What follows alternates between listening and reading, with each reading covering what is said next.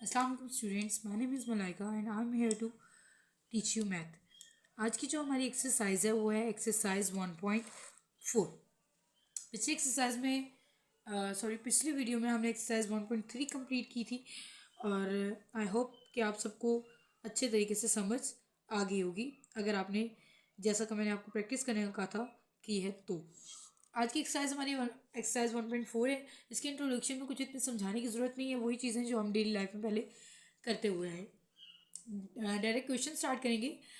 हमारा first question है, which of the following product of matrices is comfortable for multiplication. पहले हमने comfortable का वर्ड सुना था एडिशन के लिए, मैट्रिसेस की एडिशन कब कंफर्टेबल है। अब आ गई है बात मल्टीप्लिकेशन की। तो आपको मल्टीप्लिकेशन की बात बता दूँ। मल्टीप्लिकेशन के केस में कुछ ऐसा होता है कि हम ऑर्डर लिखते हैं। पहले मैट्रिक्स का ऑर्डर देखें, पहला मैट्रिक्स है, यहाँ पे मैट्रिक्स भी लिख देते हैं और फिर उसका ऑर्डर भी देख लेंगे हम कि ऑर्डर क्या है। 1 0 -1 और 2 and the next one is -2 3। अब अगर मैं इसको ऑर्डर लिखूं तो 2 रोज 2 कॉलम, ऑर्डर क्या आ गया 2/2। यहाँ पे 2 रोज 1 कॉलम 2/1। तो मल्टीप्लिकेशन सिर्फ और सिर्फ तब पॉसिबल है जब आप दोनों मैट्रिसेस का ऑर्डर लिखें। उन ऑर्डर में पहले मैट्रिक्स का आखिरी डिजिट और दूसरे मैट्रिक्स का पहला, यानी कि पहले का कॉलम और दूसरे की रोज अगर मैच करेंगे मतलब पहले के नंबर ऑफ कॉलम, पहले में जितने नंबर ऑफ कॉलम हो दूसरे में उतने ही नंबर ऑफ रोज हो, तब आप इन दोनों में मल्टीप्लिकेशन कंफर्टेबल है। लेट्स सपोज इसके अब हम इससे आगे क्या लिख लेंगे कि यस इसमें तो पॉसिबल है। साथ ही दूसरा वाला देख लेते हैं, यहीं पे लिख लेती हूँ 2/2 का मैट्रिक्स है। इसको देखूँ तो ये भी 2/2 का है, ये दोनों नंबर बिल्कुल सेम है। तो मैं क्या कहूँगी कि इन दोनों में मल्टीप्लिकेशन पॉसिबल है। ऐसे इस साइड आ जाते हैं, कितने 2/1 2/1 और यहाँ पे 2/2। तो क्योंकि ये दो सेम नहीं है इसलिए मैं यहाँ पे कहूँगी कि मल्टीप्लिकेशन पॉसिबल नहीं है। लाजमी बात है कि आपकी मल्टीप्लिकेशन सिर्फ और सिर्फ तब ही पॉसिबल हो सकती है जब पहले के नंबर ऑफ कॉलम और दूसरों की नंबर ऑफ रोज बिल्कुल इक्वल हो, तभी आपकी मल्टीप्लिकेशन एग्जिस्ट कर सकती है, अदरवाइज ऐसा नहीं हो सकता। मैंने यहाँ पे भी लिख दी है, एक मतलब यहाँ पे भी करके बता देती हूँ। 2 रोज बाय कितने कॉलम है 1। ऐसे ही अब इसकी बारी आ गई 2/, तो क्योंकि ये दो नंबर सेम नहीं है so multiplication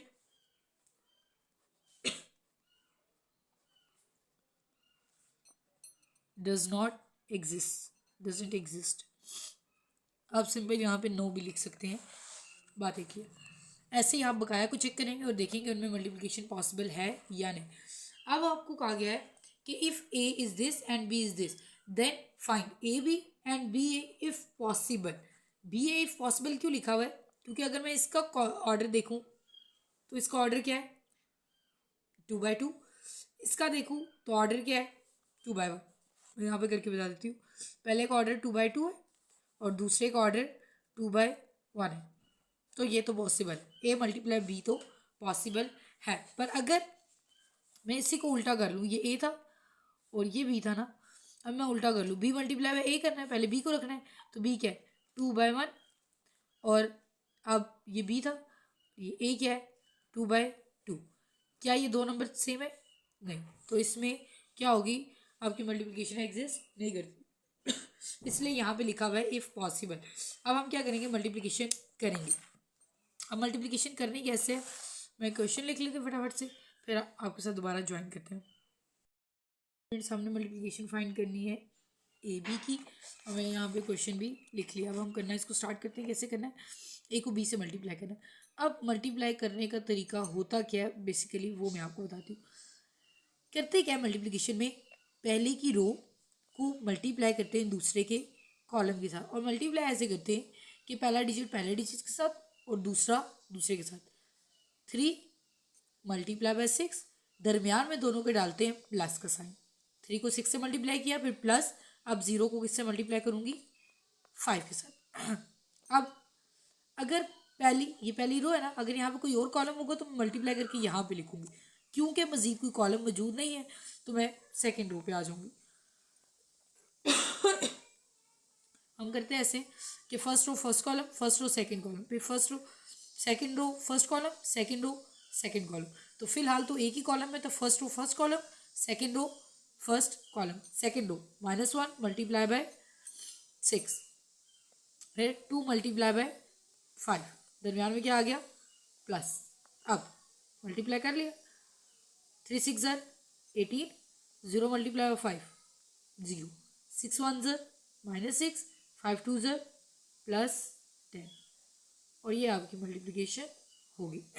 18 + 0 18, plus minus minus 6 में से 10 में से 6 की, और सॉरी यहाँ पे आ गया ये +4, और ये आपके ए मल्टीप्लाई बाय बी का आंसर आ गया। अब क्योंकि उन्होंने हमें नेक्स्ट कहा हुआ कि बी मल्टीप्लाई बाय ए करें, मैंने अभी आपको बताया कि बी और ए का अगर मैं ऑर्डर लिखूं तो बी का क्या है 2/1 और ए का क्या है 2/2, so multiplication does not exist, simple है, यहाँ पे लिखेंगे not possible. Next same to same यही मेथड है आपके करने का मल्टीप्लिकेशन का। आपने नीचे वाले क्वेश्चन फाइंड द प्रोडक्ट वगैरह सारे खुद से करने हैं। मैं एक मतलब क्वेश्चन एक कोई करवा देती हूँ आपको, नेक्स्ट आपने खुद करना है। तो मैंने क्वेश्चन नंबर 3 का पार्ट 2 लिख लिया। अभी पार्ट 2 को सॉल्व करते हैं, उसके बाद मैं एक लास्ट पार्ट करवाऊँगी, पार्ट 5। अच्छा, करना क्या था कि हमने फर्स्ट रो को हमेशा पहले मैट्रिक्स की रो को ही मल्टीप्लाई करना है कॉलम के साथ। फर्स्ट रो फर्स्ट कॉलम करने का तरीका मैंने बताया था, पहले नंबर को पहले के साथ और दूसरे को दूसरे के साथ। अब 5 1 ज़र जब मल्टीप्लाई करूँगी तो 5 1 multiply by 5 plus 2 multiply by -4, क्योंकि दो साइन एक साथ आ रहे हैं माइनस और मल्टीप्लाई के, इसलिए मैंने ब्रैकेट के साथ अलग कर लिया। आगे कोई कॉलम नहीं है, कोई रो नहीं है, बस खत्म हो काम। 5 1 ज़र 5 प्लस माइनस 4 2 ज़र 8, वापस से मैट्रिक्स की ब्रैकेट। अब जब माइनस करूँगी 5 में से 8 क्या बचेगा -3, ये आपका आंसर बच गया। ये होगा क्वेश्चन नंबर 2। नेक्स्ट आपने क्वेश्चन नंबर 5 करना है। इस से रिलेटेड एक और बात आपको मैं बता दूं कि ऑर्डर देखिए इसका क्या है, 1/2, इसका क्या है 2/2, 2/1 सॉरी। पहली बात तो ये है कि मल्टीप्लिकेशन एग्जिस्ट करती थी क्योंकि इन दोनों के नंबर सेम है। दूसरी बात कि आपको मल्टीप्लाई करके जो आंसर आएगा ना वो ये आएगा, मतलब 1 रो और 1 कॉलम वाला। अब आप इसमें देखिए 1 रो 1 कॉलम, आपको यहाँ से पता चलेगा कि आपने जो किया वो सही है या नहीं है। हमेशा मैट्रिसेस अगर मल्टीप्लाई हो सकते हैं इसका मतलब है ये चीज़ है ना, मतलब मल्टीप्लिकेशन पॉसिबल है। इसका मतलब ये जो साइड वाले नंबर होंगे ना आंसर में इस तरह का मैट्रिक्स आएगा जिसकी एक रो होगी एक कॉलम होगा। यहाँ पे अगर 3 है तो 3 रोज हैं, एक कॉलम है, 4 कॉलम जो भी है, तो आंसर आपका इसको देख के आएगा। अब हम चलते हैं क्वेश्चन नंबर 5 की जाने। बकाया क्वेश्चन आपका होमवर्क है, क्वेश्चन नंबर 1 2 3 4, तीनों चारों के चारों एक जैसे, वो आपका होमवर्क है। 5 मैंने लिख लिया आपके सामने, अभी हम इसको करने जा रहे हैं सॉल्व। ये क्वेश्चन है और इस क्वेश्चन को ये यहाँ पे मैंने लिख लिया। अब करना क्या है वही बात, फर्स्ट रो फर्स्ट कॉलम, 4 1 ज़र, आप 4 1 4 ज़र भी कर सकते, 4 1 ज़र भी कर सकते, बात एक ही। सॉरी मैं यहाँ पे दोबारा कर लेती हूँ। 1 multiply by 4 plus 2 multiply by 0। आपने बात ध्यान में रखनी कि 2 को भी इससे मल्टीप्लाई करना है। अक्सर बच्चे यहाँ पे मिस्टेक कर देते हैं, 1 को 4 से किया, 2 को 5 से कर दिया और बात खत्म। ऐसे नहीं होता, रो को कॉलम के साथ आपने कनेक्ट करना है। इसकी ये जो टेल है इसको इस टेल से मल्टीप्लाई करना है और हेड को हेड के साथ। अब फर्स्ट रो फर्स्ट कॉलम हो गया, फर्स्ट रो सेकंड कॉलम, 5 1 ज़र 5, यहाँ 1 multiply by 5, 2 multiply by 4 plus दरमियान में 2 मल्टीप्लाई बाय -4। अब इसकी बारी आ गई, सेकेंड रो फर्स्ट कॉलम, ये सेकेंड रो है first column, 3 multiply by 4 -3 multiply by 4, ठीक। अब दरमियान में क्या आएगा, plus 0 multiply by 0, 0 multiply by, sorry आज भंड हो रहे हैं। अब -3 multiply by 5, -3 multiply by 5, 0 multiply by -4, second row second column की बात हो रही है ना, तो plus 0 multiply by -4। Next third row है, जितनी भी रोज हैं आपने उनको इन दोनों कॉलम से मल्टीप्लाई करना है, चाहे यहाँ पे जितनी मर्जी रोज आ जाए, पहले एक कॉलम से फिर दूसरे से, पहले एक से फिर दूसरे, आगे ऐसे ही जितने मर्जी कॉलम आ जाए इस रो को उन सारे कॉलम से मल्टीप्लाई करना है। अब 6 4 ज़ा 6 मल्टीप्लाई बाय 4, फिर -1 multiply by 0 plus -1 multiply by 0, फिर 6 मल्टीप्लाई बाय 5, 6 मल्टीप्लाई बाय 5, ऐसे ही -1 मल्टीप्लाई बाय -4, -1 मल्टीप्लाई -4। ब्रैकेट लगाने का मकसद सिर्फ इतना सा है कि दो साइन एक साथ आ रहे हैं, उनको एक साथ नहीं लिख सकते, इसलिए ब्रैकेट से थोड़ा सा अलग कर लिया। अब मजीद सॉल्व करना है, मजीद सॉल्व क्या करना है, मल्टीप्लिकेशन ही, 4 1 ज़र 4, 2 0 ज़र प्लस 0, 3 4 ज़र 12 -12 आ जाएगा, 0 0 ज़र 0, 6 4 ज़र 24, -1 मल्टीप्लाई बाय 0, -0 डालने या प्लस 0 आपकी मर्जी है, 0 के साथ कोई भी साइन मैटर नहीं करता, वैल्यू नहीं रखता। 5 1 ज़र 5 प्लस माइनस -4 2 ज़र 8, 3 5 ज़र -15, 0 4 ज़र 0, 6 5 ज़र 30, माइनस माइनस प्लस 4 1 ज़र 4, और थोड़ा सा मैं ऊपर कर देती हूँ आपको नजर आ जाए, 4 + 0 4, -12 + 0 -12, 24 + 0 -0, 24 में से 0 निकाल, 24 ही बचता है। 5 - 8 बड़ी रकम के साथ क्या साइन है, माइनस का, तो आंसर माइनस आएगा। 5 में से 8 गई या 8 में से 5 गई 3, 15 में से 0 गए -15, 30 + 4 34, and here is your answer. अगर यहाँ तक कुछ बात समझ नहीं आई तो आप रिपीट करके वीडियो देख लें, कोशिश करें कि अच्छे से अच्छी तरह इसको समझने की कोशिश करें, क्योंकि आपकी पूरी 1.4 बेस करती है मल्टीप्लिकेशन पे। अगर आपको मल्टीप्लिकेशन आती है तभी आप 1.4 के तमाम क्वेश्चन बगैर किसी मिस्टेक के कर सकते हैं। ये क्वेश्चन यहाँ पे इसलिए लिखा हुआ क्योंकि मैंने पहले ये लिख दिया था, तो मुझे लगा कि पहले एक ही करवाना चाहिए, तो मैंने यहाँ पे कर दिया था। नेक्स्ट हम नेक्स्ट क्वेश्चन पे मूव करते हैं। क्वेश्चन नंबर 4 के ये सारे पार्ट ऐसे ही है, फिर भी मैं कोशिश करूँगी कि आपके लिए कम से कम छोड़ूँ। क्वेश्चन नंबर डी मेरे करवाने वाला है, वो मैं करवाऊँगी। और ऐसा करते हैं, अभी हमने जो किया था उसमें 3 रोज थी, अब ऐसा कर लेते हैं जिसमें 3 कॉलम हो, 2 रोज हैं, ठीक है। हम क्वेश्चन नंबर बी अभी करेंगे और क्वेश्चन नंबर डी करेंगे और क्वेश्चन नंबर ई करेंगे। Let's start. ये तो क्वेश्चन स्टूडेंट्स क्वेश्चन में लिख सकते हैं, लिख चुके हैं। क्वेश्चन नंबर 4 का पार्ट बी में कर रही हूँ, 1 आपने करना, 1 सेम टू सेम ऊपर वाला।